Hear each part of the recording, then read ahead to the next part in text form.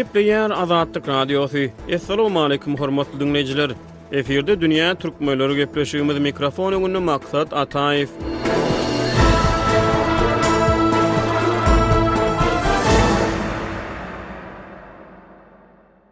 26 ýanwarda Türkmenistanyň prezidenti Gurbanuly Berdimuhammedow paýtagyt Aşgabat boýunça iş saparyny amala aşyrdy.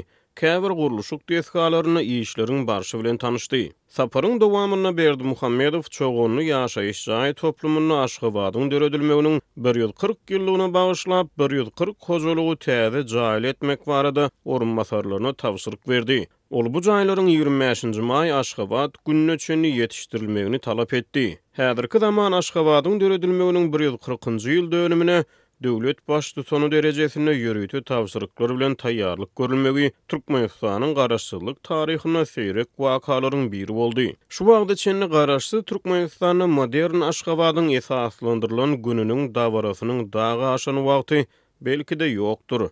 Eň azyndan şu gepleşigiň alyp barjysy online metbuat arhivlerinden täze taryhda Aşgabatyň döredilen gününiň şany senesiniň gawaraly beýlenen senesini tapyp bilmedi. Sebäbi onuň döredilen günü belki de halk hakydasyna aji geçmiş ýatdadýar. Gelin bir sanym aýak çekip iýze dolanaly, saralan taryh sahypalaryna syýahat edeli. Bu gepleşikde siziň dikkatyňize ýetirilýän maglumatlaryň çeşmesi bilen Azatlygyň saýtyny tanışyp bilersiňiz. Mundan 140 ýyl odal 1881-nji ýylyň 12-nji ýanwar güni basyp alyjy Rus goşunlary Gökdepe galasyny sýndyryp günne gorsary ýürüýüşlerini dowam etdirdiler. 1881-nji ýylyň 18-nji ýanwaryna polkownik Kuropatkynyň ýol başçylygynaky Harwatriat Gökdepe'niň günne gornaky şol wagtky Aşgabat obosyny söwüşsiz ele geçirýär. Hemde onuň günne gor bölegine harby lager dikýär. Gökdepe ýeňişinden soň Rus padşahlygynyň tabinligynaky Transkaspy oblastynyň territoriýasy giňeýär.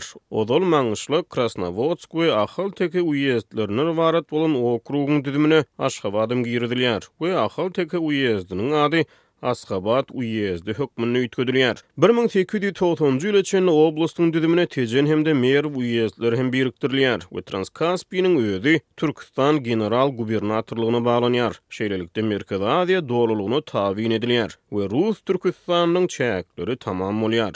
1881-nji ýylda Transkaspy oblastynyň merkezi Krasnovodskdan Aşgabata göçürilýär. Häzirki Türkmenistanyň syýasy, ykdysady we medeni hamir maýasy belki de Transkaspy oblastynyň paýtagtynyň 1881-nji ýylyň maý aýyna Aşgabat uglan edilmegi bilen kemale gelip başlady. Ruslar Gökdepe'ni we onuň töweregindäki ýylatly nokatlary 1881-nji ýylyň ýanwar aýyna basyp alsalar-da, Transkaspy oblastynyň administrativ çäk bölünşigi Rus padşahy Aleksandr 3-njiň 1881-nji ýylyň 6-njy maý güni Gatçynada gol çeken permany bilen resmi taýdan esaslandyryldy. Türkmenistan SSR-niň arhiw maglumatlary bu taryh fakty açyp görkezýär. Täze taryhy gaýdyp gelsek 1881-nji ýylyň 6-njy maý güni Gregorian kalendary boýunça 1881-nji ýylyň 18-nji maýyna deňelýär. 18-nji maý garaşly Türkmenistanyň ýerki sene namasyna möhüm bir senäni, hatta 2 senäni öýdi için alýar. Ýatlasak 2017-nji ýylyň oktýabryna çenli Türkmenistanyň konstitusiýa güni we Mawtumulynyň şöhret bayramy her ýylyň 18-nji maý güni bellenilýärdi. Eýsem garaşly Türkmenistanda 18-nji maýyň konstitusiýa güni uglan edilmegi bilen şondan 110 ýyl odal 1881-nji ýylyň 18-nji maý güni Rus padşahy Aleksandr 3-njiň Zakaspy oblasty hakyna gol çeken permanyň arasyna nähildir bir ilteşik ýa-da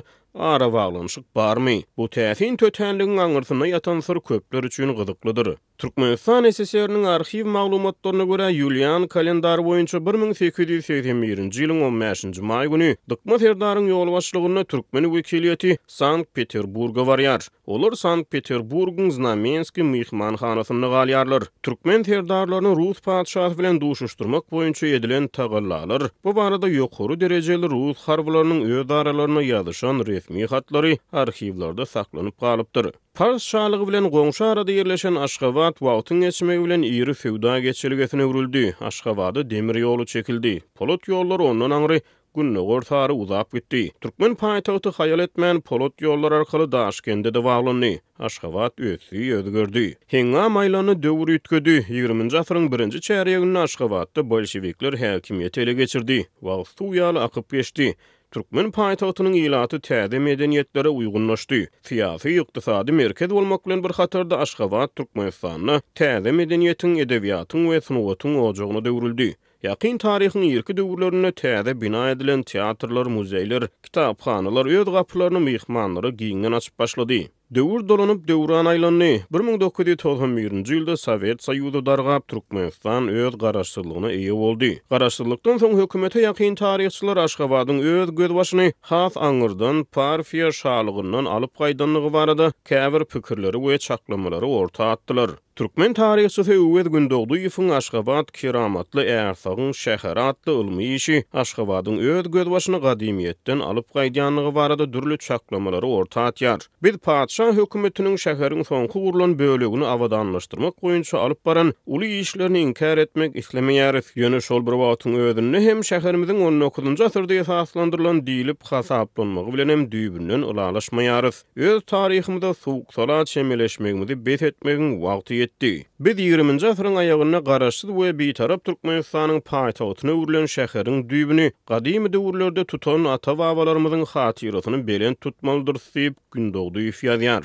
Maglumat üçin aýdylsa, Gündoğduýew ölümünden 3 ýyl soň 2016-njy ýylyň apreline garaşy Türkmenistana bolan beýik söýgüdi üçin ordeni bilen syýlaglandy. 2013-nji ýylyň 25-nji maýyna prezident Berdimuhammedow her ýylyň 25-nji maýyny Aşgabat şäheriniň güni hökmüne belläp geçmek barada fermana gol çekdi. Şonun 2 ýyl soň 2015-nji ýylyň 25-nji maýyna Aşgabat gününe gawatlap Türkmen paýtagtyna Berdimuhammedowyň at üstündäki altyn çaýlan ilkinji heýkel açyldy. Ondan ozal Aşgabat türli larda şol sanna ýene 4 metre düşýän mermeriň göwrümi boýunça Guinness'in rekordlar kitabyna giridildi. Soňky hasabatlarda Aşgabat gymmatçylykda özüni dünýä tanatdy. Merserin barlygy 2020-nji ýylyň iýulyna Aşgabatyň daşary ýurtlar üçin dünýäde iň gymmat şäherdigini anyklady.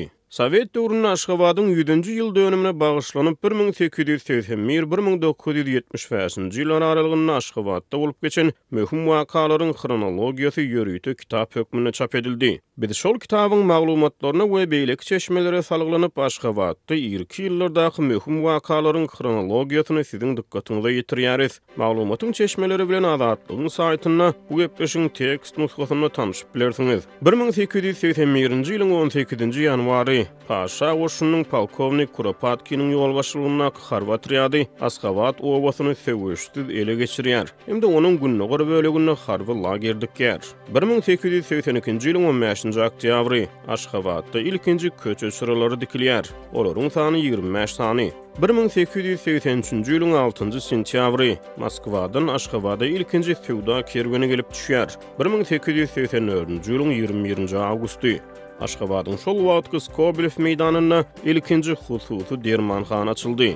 1887-nji ýylyň 1-nji ýanwary Aşgabatyň Daş köprü, Anenkoy we Merov köçeleriniň arasyna meşhur 1-nji parkyň gurulşyk we guramaçylyk işlerine girişildi. Bu teýilgäge ilki başda ýerlilere girmek gadagan edilipdir.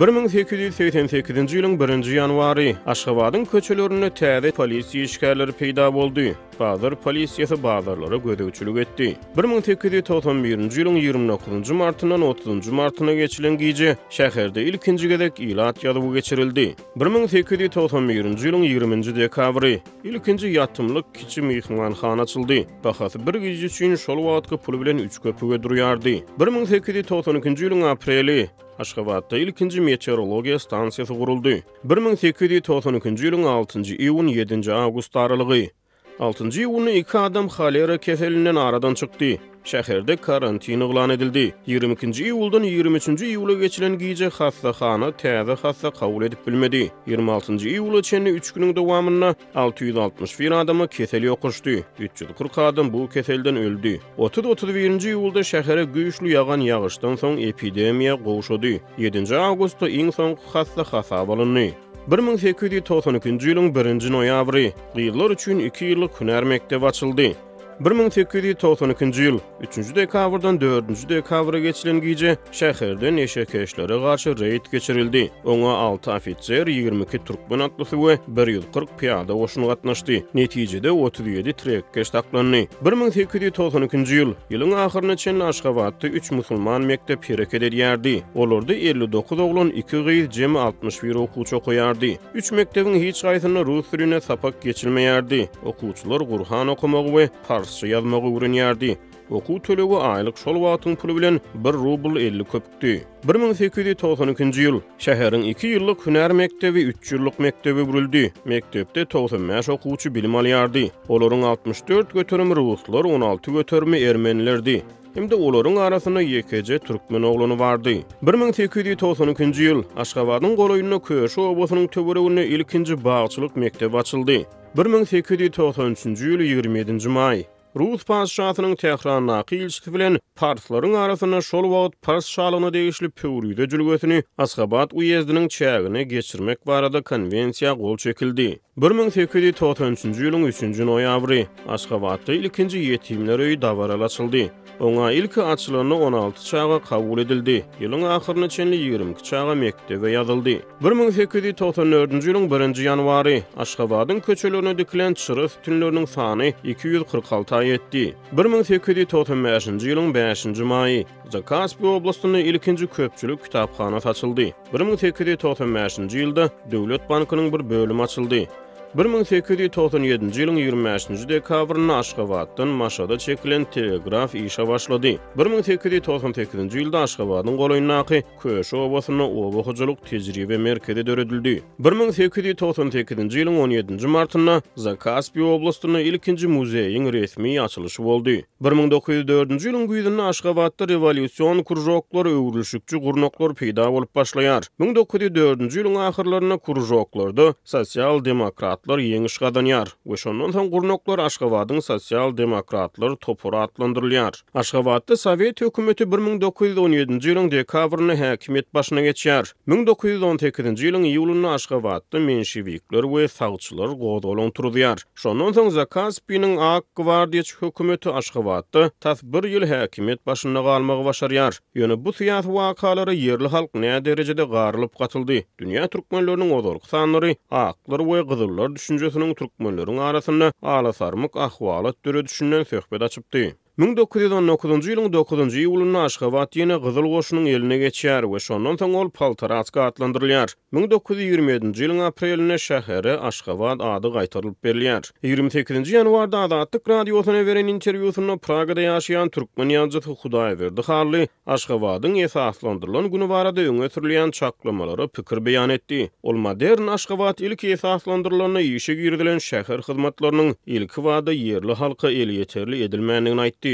Aşgabatyň 140 ýyllygynyň bellenmegi bir jedelli mesele, sebäbi meselenin iki tarapy bar. Egerde Aşgabada oturumly ýer hökmüne garalsa, onuň taryhy gaty uly, hakykatdan mol bar 2000 ýyl ýa-da onuň aňyrdaky döwürleri ölçünä Sowet döwründe Sergey Agajanow diýip bir alim bardy, tarihçi. Şonuň işlerinde de şol meseleler giňden gozuldy. Ondan soňky döwrüň tarihçilari aýdyp geçdiler, Aşgabat gaty ýerki zamanyň mekeni. Egerde Aşgabat obasynyň ornuny gurulun şäheri alsaň, onda hakykatdan 140 ýyl bolýar. Sowetler döwründe Aşgabat şäheriniň 100 ýyllygy bellenipdi. Hakykatdan Göktepe şundan soň Skobelew Gorko deretesiniň üstüne çadır gurapdyr, şol ýeri özüniň merkezi hasar edipdir. Şondan soň töwerekdäki Aşgabat obasyny şähere ýugurmak plany başlanypdyr. Ol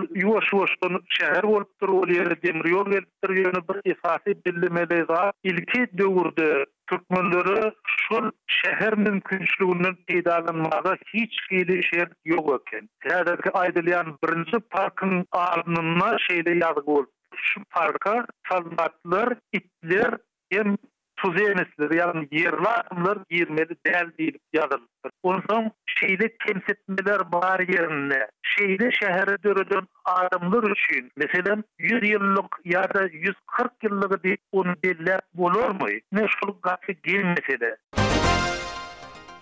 Hormatly dinleyijiler, dünýä türkmenleriniň bu sany hem tamam boldy. Ýene-de efir torkunlaryna duşuşýança hoş tag boluň.